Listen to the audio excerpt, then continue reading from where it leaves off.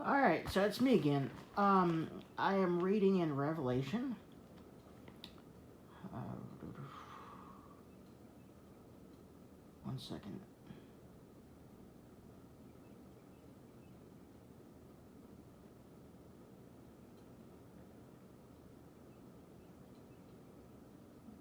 No, there's not something wrong with your connection. I am just trying to read with my eyes where the beginning of what I'm about to tell you guys is. Alright, here it is.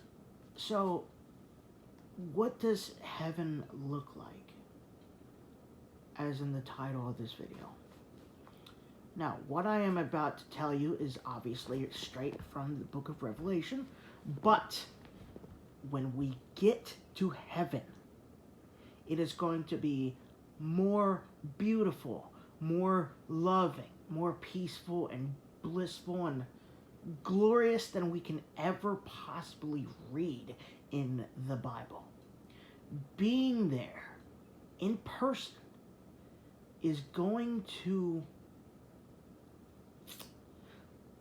if our physical flesh could be there in person, we would explode, because our physical bodies have sin, and nobody can stand in heaven as an unrighteous being unless if they're sinless. So that equals our physical bodies of sin. So our physical bodies now are ruled out. It is our spirit and our soul that are cleansed and purified and justified and glorified through the eyes of God. When God the Father sees us, he sees his own Son. So that is our spirit and our soul. In other words, our spirit and our soul are both perfect after we're washed clean by the blood of Christ. And then we can stand before a holy, perfect, omnipresent God as if we've never sinned. Then we can stand in the holy dwelling house of God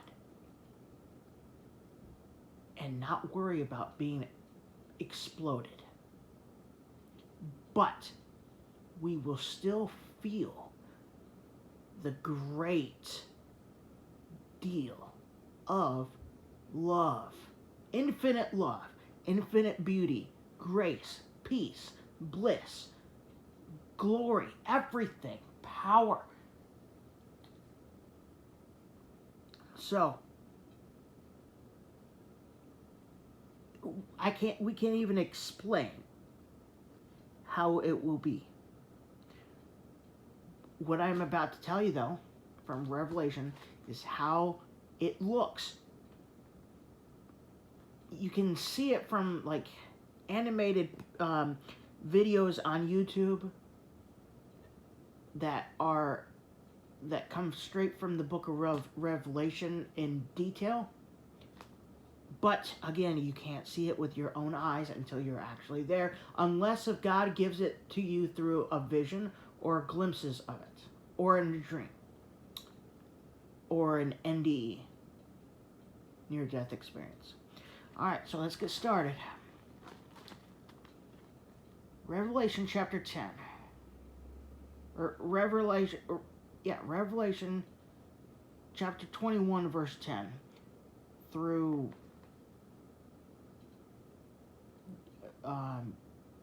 27.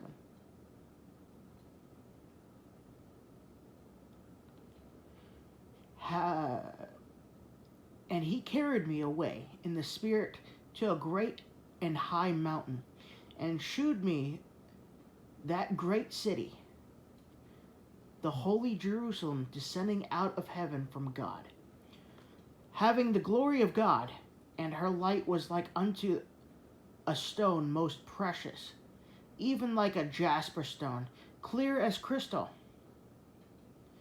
and had a wall great and high, and had 12 gates, and at the gates 12 angels, and names written thereon which are the names of the 12 tribes of the children of Israel.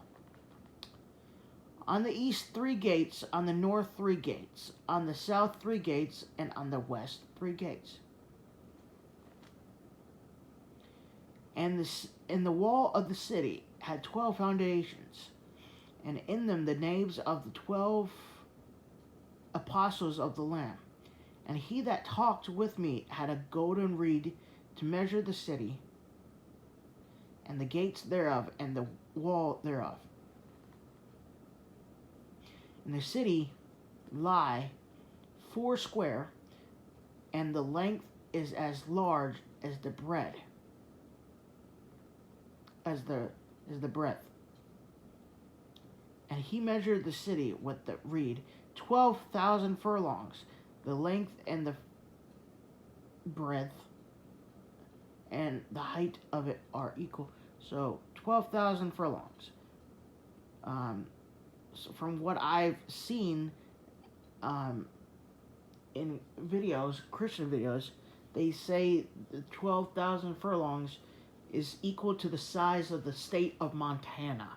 So that is going to be how big heaven is. And then before it's on the new earth. Then on the new earth there's going to be a lot bigger. And he measured the wall thereof in 144 cubits according to the measure of a man, that is of the angel. So an angel is 144 cubits, I think. And the building of the wall of it was jasper, and the city was pure gold, like unto clear glass. Ooh, this is going to be beautiful, you guys. And the foundations of the wall of the city were garnished with all manner of precious stones. Here we go. But again, what I'm about to read to you is nothing compared to how it is going to be in person.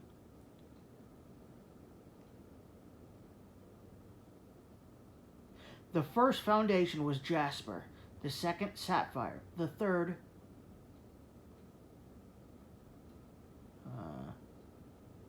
caladium, the fourth an emerald, the fifth sardonyx, the sixth sardius, the seventh chrysolite, the eighth beryl, the ninth topaz, the 10th a chrysoprase. Okay, these are things I've never heard before, but they're going to be really beautiful. The 11th a jacinth, the 12th an amethyst. And the 12 gates were 12 pearls.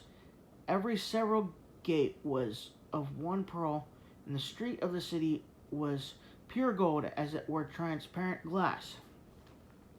And I saw no temple therein, for the Lord God Almighty and the Lamb are the temple of it.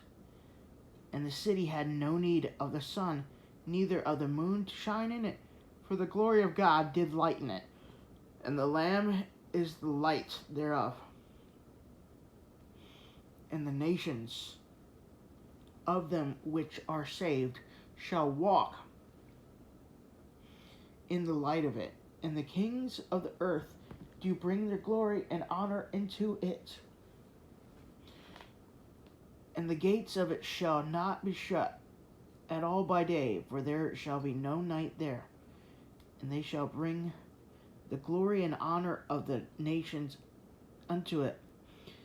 And there shall in no wise enter into anything that defile, neither whatsoever work abomination or make a lie, but they which are written in the Lamb's book of life. Guys, the door of salvation is going to be closed very soon, because the rapture is going to happen very, very soon. Once the rapture happens, that's it. I